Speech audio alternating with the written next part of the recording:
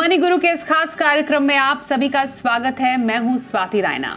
नया साल यानी 2025, इसमें म्यूचुअल फंड में निवेश के लिए कहां है मौके? अब इस साल में इक्विटी निवेश से कहां बनेगा आपका पैसा? कौन सी स्ट्रैटेजी आपके लिए रहने वाली है हिट? और साथ ही कुछ फंड जहां पर आप निवेश करके बन सकते हैं मालामाल, और एसेट एलोकेशन का क्या हो तरीका, इसी पर आज हमारी रहने वाली है खास चर्चा। इक्विटी में हिट स्ट्रैटेजी, साल 2025 में कहां बनेगा इक्विटी में पैसा, इसी पर खास बातचीत के लिए हमारे साथ दो खास एक्सपर्ट्स हैं, उनका परिचय करा देते हैं। फिनफिक्स की founder Prableen Vajpayee, mirror asset की head distribution Suranjana bore Thakur हमारे साथ हैं। प्रबलीन और सुरंजना, आप दोनों का बहुत स्वागत करते हैं आज के इस बेहद खास कार्यक्रम में। काफी एक्साइटमेंट है 2025 को लेकर लोगों की, क्योंकि हमने देखा 2024 में जो शेयर मार्केट है उसने जितना हंसाया उतना कुछ रुलाया भी ज़रूर। मतलब हाईज और लोज का साल हम 2024 को अगर कहें तो शायद गलत नहीं होगा। इसलिए मैं सुरंजना आपसे जानना चाहती हूँ, 2024 में आपको इक्विटी का हाल कैसा रहा? कौन से ऐसे हाईज थे और कौन से ऐसे लोज थे जो कि बाजार ने 2024 में देखे? Hi Swati, hi Pravleen, and good evening to everybody, all your viewers. I think आप 2024 बहुत ही दिलचस्प ईयर रहा है शायद इक्विटी मार्केट्स के लिए। अगर आप देखोगे तो इंडियन मार्केट्स ने बहुत ही अच्छा परफॉर्म किया। एक्चुअली अगर आप देखोगे कैलेंडर ईयर बेसिस में तो लार्ज कैप्स ने ऑलमोस्ट 15% का रिटर्न दिया और मिड एंड स्मॉल कैप ने अबाउट 30% का रिटर्न दिया। अगर हम सेक्टर्स की बात करें तो आपका हेल्थ केयर, टेलीकॉम, पावर, ऐसे सेक्टर्स ने बहुत अच्छा परफॉर्म किया। और अगर आप अंडर परफॉर्मेंस की बात करें तो एफएमसीजी सेगमेंट ने बहुत अच्छा परफॉर्म नहीं किया। बट पीएसयू एक कोहॉर्ट है जिसने बहुत अच्छा परफॉर्म किया इस साल, और मैन्युफैक्चरिंग और कंजम्पशन जैसे थीम ने भी अच्छा रिटर्न्स दिया। अगर हम स्टाइल की बात करें तो वैल्यू ओरिएंटेड स्टाइल ने काफी अच्छा किया, जबकि ग्रोथ ओरिएंटेड स्टाइल ने थोड़ा सा अंडर परफॉर्म किया। बट 2024 एक बहुत इंटरेस्टिंग ईयर इसलिए भी रहा क्योंकि आईपीओज बहुत सारे आए, main board IPOs as well as SME IPOs आए, और ये मोमेंटम शायद कंटिन्यू होगा, 2025 में भी कंटिन्यू होना चाहिए। एफपीआईज नेट सेलर्स रहे हैं, और एफपीआईज इनफैक्ट ये कॉन्ट्रडिक्टरी है कि शायद ये एमएससीआई जो इमर्जिंग मार्केट इंडेक्स है उसमें इंडिया का वेट काफी बढ़ गया है। लेकिन अगर आप देखोगे FPI holdings almost 10 year lows पे है। But in contrast to that अगर आप देखोगे कि डीआईआई का बाइंग बहुत अच्छा रहा है, रिकॉर्ड बाइंग रहा है। एसआईपी फ्लोज जो है वो बहुत स्ट्रांग रहे हैं, 25,000 करोड़ के ऊपर का बुक अभी मंथ ऑन मंथ चल रहा है, जो कि बहुत स्ट्रांग बैकिंग है। पर अगर आप देखोगे इंडियन हाउस होल्ड का ओनरशिप है वो एक्चुअली अभी भी काफी अंडर एलोकेटेड है ग्लोबल एवरेजेस के कंपैरिजन में। तो जिसकी वजह से हमें लगता है कि ये ट्रेंड शायद बरकरार रहेगा या स्ट्रॉन्गर हो जाएगा यहाँ से।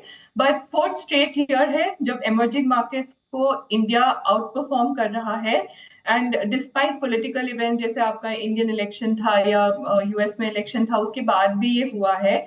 और बहुत सारे नेगेटिव साइड में अगर आप देखोगे शायद अर्निंग्स ग्रोथ बहुत थोड़े से मॉडरेट हुए हैं, that is not looking very promising right now. But urban slow down थोड़ा सा है और rural is coming back, but capex cycle का भी कम बैक का उम्मीद है। So that is I think grossly most of the जो सबसे इंपॉर्टेंट चीजें हुए हैं पूरे साल में। पर ओवरऑल अच्छा साल रहा है और 2025 से भी काफी उम्मीदें हैं।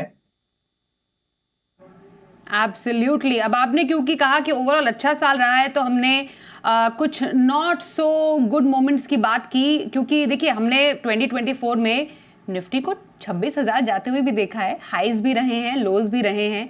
और सबसे अच्छी बात यहाँ पर ये रही है कि रिटेल इन्वेस्टर्स का जो भरोसा है वो बाजार में काफ़ी बरकरार और अच्छा देखने को मिला है। तो प्रबलीन, ये कहना गलत होगा कि अगर मार्केट सुस्त रहा तो म्यूचुअल फंड और एसआईपी के मामले में काफ़ी चुस्ती नजर आई। दैट मीन्स कि वॉलेटिलिटी के बीच भी म्यूचुअल फंड जो इन्वेस्टर्स थे और म्यूचुअल फंड में इन्वेस्टमेंट धुआंधार देखा गया। तो उसकी मेन हाइलाइट्स क्या रही हैं?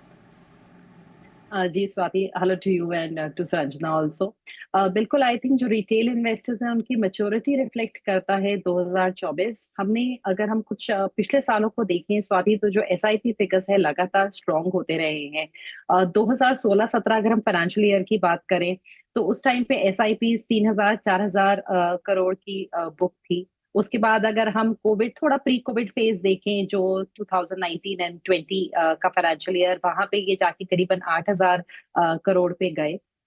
2021-22 तक धीरे धीरे डबल डिजिट्स पे आए। 23 में हमने देखा 13,000, फिर 15,000 की ऊंचाइयों पे पहुंचे। लास्ट ईयर नवंबर में देखिए तो 17,000 पे थे। और अभी लगातार सेकेंड मंथली, जैसे अभी सुरंजना भी मेंशन किया, that the SIP book has been at very strong 25,000 crore की। तो डेफिनेटली ये इंडियन इन्वेस्टर्स की मैच्योरिटी दर्शाता है, ये रिटेल इन्वेस्टर्स का भरोसा दिखाता है, जो इंडिया जैसी कंट्री में बहुत रिक्वायर्ड है। Although at a country level अगर हम asset allocation point of view से देखें स्वाति, तो इंडियन हाउस होल्ड्स में अभी भी इक्विटी बहुत कम है, जिसकी काफी ज्यादा जरूरत है पेनिट्रेशन की, क्योंकि हम एक ऐसी कंट्री में है जहां पे हमारे पास सोशल सिक्योरिटी के बहुत सारे माध्यम नहीं है। हमारे पास रिटायरमेंट के टाइम पे कोई रिटायरमेंट इनकम के सरकार की तरफ ऑटोमेटेड इंस्ट्रूमेंट्स नहीं है कि हर सिटीजन को कुछ मिलेगा ही, यानी कि हमें अपने रिटायरमेंट, अपने फ्यूचर के लिए खुद सेव करना है। एंड उस चीज को देखते हुए आई थिंक इक्विटीज की जो इंपॉर्टेंस है वो डेफिनेटली इन्वेस्टर समझ रहे हैं कि उनको एक ऐसा एसेट क्लास में निवेश करना है जहां पे उनको रियल रिटर्न्स मिले। इंडिया जैसी डेवलपिंग इकोनॉमी में उनको इन्फ्लेशन को बीट करना जरूरी है। तो definitely equities and equity investments की तरफ थ्रू एसआईपीज जो फिगर्स आए हैं, आई थिंक वो बहुत प्रॉमिसिंग है। एंड आई थिंक वो टाइम भी दूर नहीं है जब हम जल्दी ही आई थिंक 30,000 की एसआईपी बुक देखेंगे। अगर हम ग्रोथ की परसेंटेज में देखें तो 2020 से अगर हम देखें तो जो मंथली एसआईपी बुक है ऑलमोस्ट 24% के कैगर पे बढ़ी है, विच इज अमेजिंग। ये डिजिटाइजेशन और एक financialisation of Indian house hold savings के रूप में निकल के आ रहा है। एंड डेफिनेटली हमने रोबस्ट इनफ्लोज सारे मार्केट कैप्स में देखे हैं, और लगातार स्मॉल और मिड कैप जैसे सेगमेंट्स में भी हमने एक very resilient inflows and resilient जो रिटर्न्स रहे हैं मार्केट्स के, वो भी हमने लगातार देखे हैं। So definitely very interesting year Swati. And I think investors की मैच्योरिटी, उनका कॉन्फिडेंस और उनका ऑप्टिमिज्म, आई थिंक ये सब दर्शाता है 2024। 2024 जो रिटेल इन्वेस्टर्स है उनका जो ऑप्टिमिज्म है वो दर्शाता है, और वो इन नंबर से भी, जैसा प्रबलीन ने भी बताया, काफ़ी पता चलता है। अगर 2016 में ही आपने लार्ज कैप में अपनी एसआईपी शुरू की थी तो 19 तक आपको 9% का रिटर्न ज़रूर देखने को मिला, पर यही रिटर्न दिसंबर 2024 आते आते लगभग 15% पर बन गया। यही मिड कैप में छोटे पीरियड के लिए फ्रॉम 2016 टू 2019 3 साल में अगर आपको माइनस में रिटर्न दे रहा था, तो दिसंबर 24 तक आपको लगभग 24% तक रिटर्न, मतलब लॉन्गर टर्म के लिए कितना फायदा हुआ। स्मॉल कैप में डेफिनेटली कहते हैं कि शॉर्ट टर्म की वोलेटिलिटी बहुत ज़्यादा होती है, -11% तो 3 साल में 16 से 2019 तक दिया। पर आप ये देखिए, अब 16 से अगर आप 2024 तक स्मॉल कैप में आप एसआईपी अपनी चालू रखते या रखी हुई हो, तो लगभग 24% तक का एक रोबस्ट रिटर्न आपके सामने निकल कर आया है।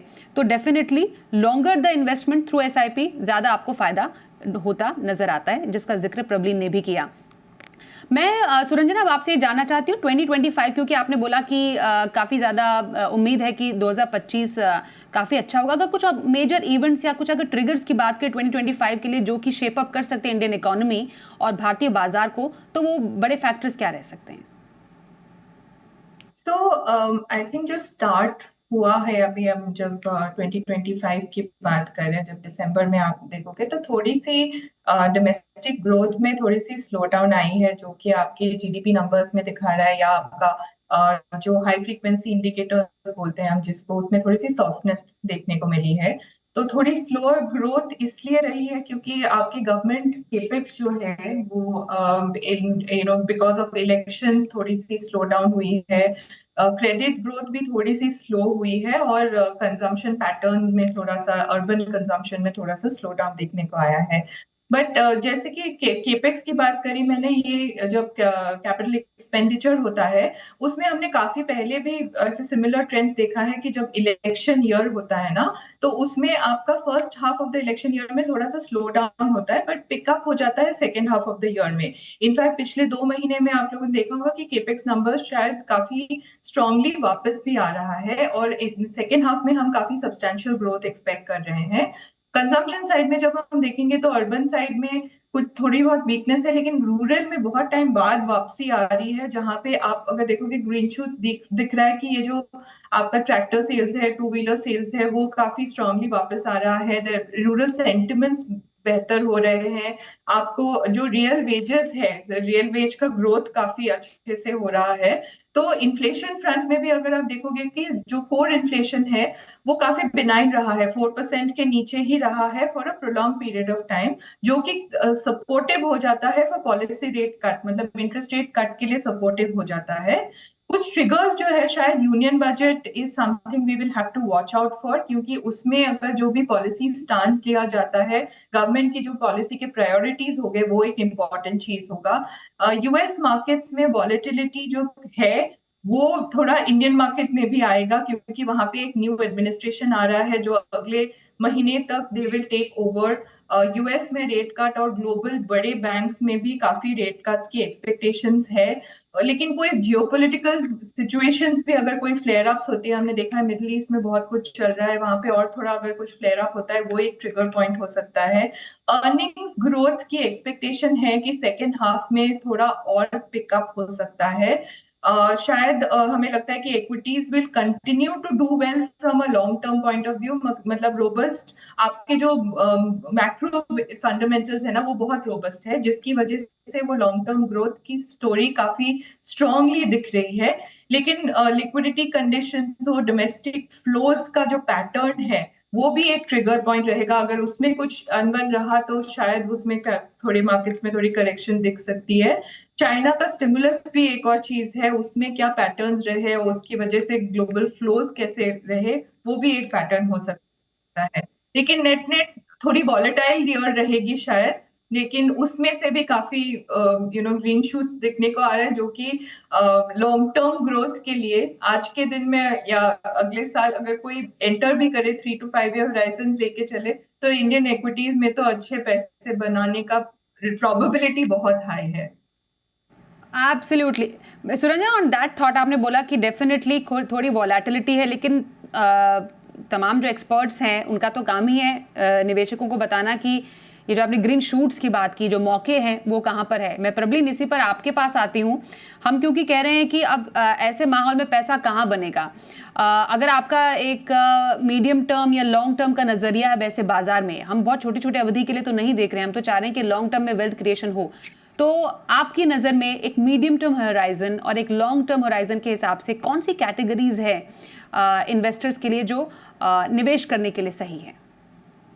जी, स्वाति, आई थिंक जिस जंक्चर पे हम खड़े हैं डेफिनेटली 2025 के लिए ऑप्टिमिज्म है, पर एट द सेम टाइम जैसे अभी सुरंजना ने बोला, there are triggers, and I think right starting from the US administration coming, जो जनवरी में आएगी, उसके बाद हमारा बजट, हमारी अर्निंग्स कैसे होती हैं, कौन से फिस्कल और मॉनेटरी पॉलिसीज लेके आती है for the growth revival India में। सो काफी सारी चीजें होंगी जो हमें सामने देखने को मिलेंगी।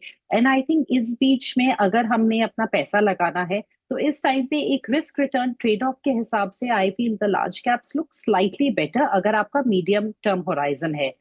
इस टाइम पे अगर हम देखें, हम मार्केट कैप के अगर हिसाब से देखें, तो जो स्मॉल कैप्स और मिड कैप्स की कंट्रीब्यूशन है वो ओवरऑल करीबन 19 और 20% है, यानी कि ऑलमोस्ट 39% है, जबकि जो लार्ज कैप्स का कंट्रीब्यूशन है to the overall market cap वो काफी इयर्स, अगर हम 2013 से अब तक का देखें, so it's at lower at about 47%।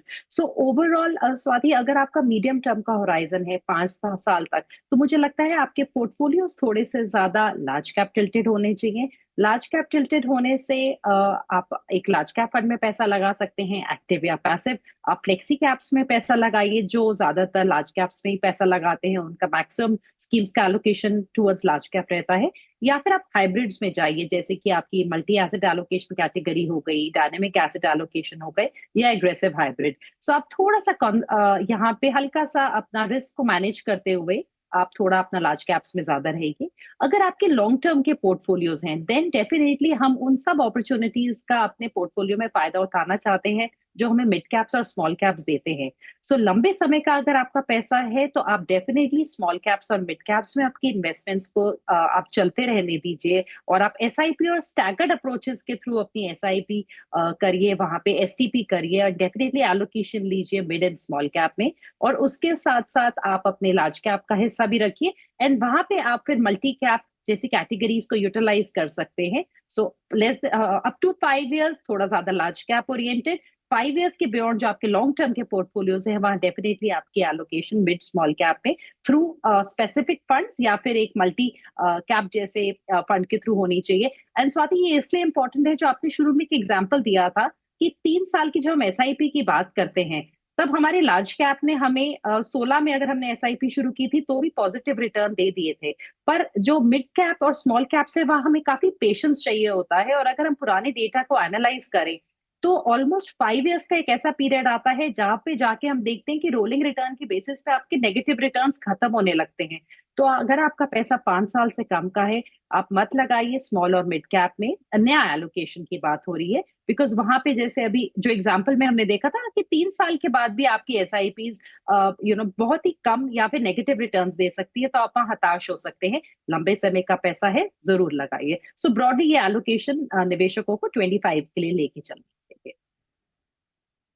Okay, और कौन से फंड्स हैं, कौन सी कैटेगरीज में हैं जो कि 2025 में लग रही है प्रॉमिसिंग? दोनों एक्सपर्ट्स की लेंगे राय यहाँ पर भी। एक छोटे से ब्रेक के लिए रुकते हैं, बने रहिए हमारे साथ।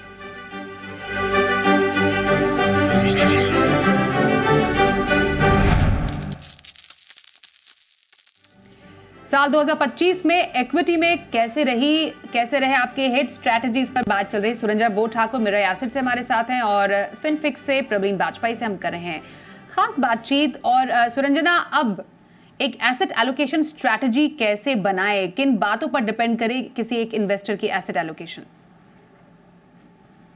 आई थिंक एसेट एलोकेशन, जैसे कि हम बोलते हैं कि यूजुअली पोर्टफोलियो क्रिएट करने में एसेट एलोकेशन एक बहुत इंपॉर्टेंट रोल निभाता है।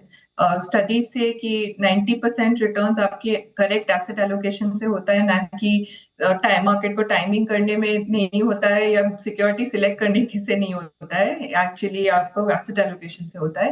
लेकिन आज के दिन में अगर आप देखोगे तो सारे मार्केट कैप्स का थोड़ा सा वैल्यूएशन प्रीमियम पे चल रहा है, एंड ये लॉन्ग टर्म एवरेजेस के मुकाबले लार्ज कैप हो, मिड कैप हो, स्मॉल कैप, सब सेगमेंट में थोड़ा सा ओवर वैल्यूएशन है। लेकिन अगर आप देखोगे तो ये अंडरलाइन जो इनके अर्निंग्स ग्रोथ है वो भी अगर सपोर्ट करते हैं इस वैल्यूएशन को at current levels, then it is good enough. So I think interesting ये है कि अगर आप प्रिवेलिंग अभी के दिन के जो पीईज है वो अगर आप कंपेयर करोगे 2021 के साथ, तो आज के दिन में भी एक्चुअली अगर आप इन्वेस्टेड पीक ऑफ 2021 के पीईज पे अगर आप इन्वेस्टेड हो तो फिर भी आपने डबल डिजिट अच्छे रिटर्न्स बना लिए होंगे mid and small cap segment में भी। हमें लगता है कि अक्रॉस मार्केट कैप्स क्या हुआ है कि मार्केट काफी डीप हुआ है, नंबर ऑफ अपॉर्चुनिटीज जो है वो काफी बढ़ गए हैं। सो हालांकि आज के दिन में शायद अगर लार्ज कैप रिलेटिवली थोड़ा ज्यादा अट्रैक्टिव लग सकता है, लेकिन अगर आप थोड़ा लॉन्गर होराइजन की तरफ देखोगे तो अगर आपके पोर्टफोलियो में enough mid and small cap नहीं हो तो शायद आप इनफ वेल्थ नहीं क्रिएट कर पाओगे। क्या ऐसा हुआ है कि पिछले कुछ सालों में अगर आप देखोगे तो नंबर ऑफ सेक्टर्स, सब सेक्टर्स ऑल्सो जो एक्सपोजर आपको सिर्फ मिड एंड स्मॉल कैप के जरिए मिल सकता है वो आप लार्ज कैप में नहीं मिल सकता। बहुत सारे ऐसे इंटरेस्टिंग सेक्टर्स हैं जहां पे एक ही अपॉर्चुनिटी आपको लार्ज कैप में दिखेगा लेकिन 25 अपॉर्चुनिटीज स्मॉल कैप या मिड कैप में दिखेगा। सो विच इज वाई हमें लगता है कि ये जो इन तीनों के बीच का जो एलोकेशन है वो एक इन्वेस्टर के risk capacity, financial goal, time horizon, ये सब के बीच का एक रिजल्ट हो सकता है, लेकिन एलोकेशन हर सेगमेंट में होना चाहिए। आज के दिन में शायद एंटर करने के लिए फ्लेक्सी कैप एक बहुत अच्छा कैटेगरी है, मल्टी कैप अच्छा कैटेगरी है, और इनमें से अगर आप देखोगे अगर कोई भी सेगमेंट में ओवर एलोकेशन हो गया है, फॉर एग्जांपल पिछले एक साल में अगर किसी सेगमेंट ने बहुत अच्छा कर दिया और वो आपके पोर्टफोलियो में बहुत ज्यादा भर गया है, तो आप उसको रीइवैल्यूएट या रिकंस्ट्रक्ट करने के लिए ये बहुत अच्छा टाइम हो सकता है, रीबैलेंसिंग करने के लिए, जहां पे आप अपने रिस्क एपेटाइट के हिसाब से लॉन्ग और टाइम होराइजन को अकाउंट करके आप कितना एक्सपोजर किस सेगमेंट पे लेना चाहते हो आप देखना शायद इट्स अ गुड। तो सुरंजना, आपके व्यू में जैसा आपने बताया कि डाइवर्सिफाइड इक्विटी फंड में अभी अच्छे इन्वेस्टमेंट के मौके हैं। फ्लेक्सी कैप, मल्टी कैप आपको डाइवर्सिफिकेशन के लिहाज से काफ़ी अच्छा लग रहा है और डेफिनेटली एक ही कैटेगरी में आप ओवर एक्सपोज ना हो, क्योंकि आपने बोला कि रिस्क प्रोफाइल के हिसाब से आपको एसेट एलोकेशन करना चाहिए। मैं प्रबलीन आप ही से जान लेती हूँ, एक लो रिस्क, एक मॉडरेट रिस्क, एक हाई रिस्क के लिए एक जो परफेक्ट जो एलोकेशन हो with in equity debt, sorry not equity debt, large cap, mid cap और स्मॉल कैप, वो आपका परसेंटेज क्या रहेगा वेरी क्रिस्पली? जी स्वाति, कंसिडरिंग कि वो अपने गोल्स वगैरह को फैक्टर इन करेंगे, अगर एक स्ट्रक्चर मुझे देना हो तो अगर कोई कंजर्वेटिव है पर इक्विटी में निवेश करते हैं तो मेरे ख्याल से उनका 80 से 90% पैसा लार्ज कैप्स में हो, 10 से 20% जो डिपेंड करता है वो क्या एलोकेशन ले लें लार्ज कैप में, सो 10 to 20% जो उनका बचता है वो मिड कैप्स में रह सकता है और थोड़ा एलोकेशन 5% तक वो ले सकते हैं स्मॉल कैप में, अगर वो समझ पाते हैं कि स्मॉल कैप्स में ज्यादा हार्ड फॉल्स आती हैं। अगर मॉडरेट रिस्क के इन्वेस्टर हैं तब मेरे ख्याल से 60 to 65% उनका लार्ज कैप्स में रह सकता है और बचा हुआ 30 से 35% mid caps and small caps में रह सकता है। और अगर हाई रिस्क टेकर है तब भी मुझे लगता है उनका कोर लार्ज कैप्स में 40 to 45% डेफिनेटली होना चाहिए और बचा हुआ जो उनका 55% से 60% तक डेफिनेटली फिर वो मिड कैप्स और स्मॉल कैप्स में जा सकते हैं। और ये ओवरऑल उनको देखना है, सिर्फ ये 3 कैटेगरी के फंड्स नहीं उठाने हैं। फ्लेक्सी कैप लेते हैं तो उसमें भी किस टाइप का फंड चुना है, मल्टी कैप लेते हैं तो उसमें भी उनको मिड और स्मॉल भी मिल रहा होगा, लार्ज कैप भी मिल रहा होगा, बट ये एक ब्रॉडर स्ट्रक्चर है जो इन्वेस्टर्स देख सकते हैं कि वो किस कैटेगरी को बिलोंग करते हैं एंड अकॉर्डिंगली थोड़ा सा अपना उसको चेंजेस करके अपने लिए एक एलोकेशन चूज कर सकते हैं। एब्सोल्युटली। अब बिल्कुल शो के अंत में है, हम दोनों ही हम एक्सपर्ट्स के कुछ फेवरेट कैटेगरीज या फंड जानेंगे। सुरंजना, वेरी क्विकली कोई 5 टिप्स मैं इनफैक्ट आपसे जानना चाहती हूँ, क्योंकि आपने कैटेगरीज पे चर्चा की for investment in new year. I think आप एक तो रिस्क प्रोफाइल के हिसाब से इन्वेस्टेड रहना चाहिए जहां पे भी इन्वेस्टमेंट है। आई थिंक SIPs में एलोकेशंस कंटिन्यूड रखना चाहिए, मार्केट की वॉलेटिलिटी से डर के निकलना नहीं चाहिए। लेकिन अगर आप फ्रेश एलोकेशन की बात कर रहे हो तो large cap, flexi cap, multi cap, ये तीनों कैटेगरीज बहुत अच्छे हैं अभी इक्विटी में। अगर किसी का अंडर एलोकेशन है मिड या स्मॉल में, वो भी एक अच्छे फंड में, अच्छे स्मॉलर साइज्ड फंड में डालने से काफी अच्छा रिटर्न्स बन सकता है। यहाँ से हाइब्रिड एक अच्छा कैटेगरी है जो अभी देखना चाहिए शायद, बिकॉज वहां पे एसेट एलोकेशन भी हो सकता है एंड वो कोर पोर्टफोलियो का पार्ट हो सकता है। थीमेटिक फंड्स में अगर आप देखोगे, कंजम्पशन एक बहुत इंटरेस्टिंग फंड है इस टाइम पे, क्योंकि कंजम्पशन साइकिल की रिकवरी एक्सपेक्टेड है और बैंकिंग फाइनेंशियल भी इन थीमेटिक्स बहुत इंटरेस्टिंग लग रहा है। स्पेशली जो प्राइवेट सेक्टर बैंक्स की तरफ टिल्टेड फंड्स है वहां पे बहुत अच्छा अपसाइड दिख सकता है, क्योंकि बहुत अच्छी क्वालिटी के companies are looking very cheap at this moment. Gold भी बहुत अच्छा लग रहा है इस साल के लिए। एंड आई थिंक हम इक्विटी की कॉन्वर्सेशन कर रहे हैं, लेकिन फिक्स्ड इनकम भी इस साल के लिए बहुत अच्छा दिख रहा है, क्योंकि हम इंटरेस्ट रेट साइकिल के कट के बिगिनिंग में बैठे हुए हैं। Okay, and last but not the least, Prabhleen, आपके टॉप 5 इक्विटी फंड्स।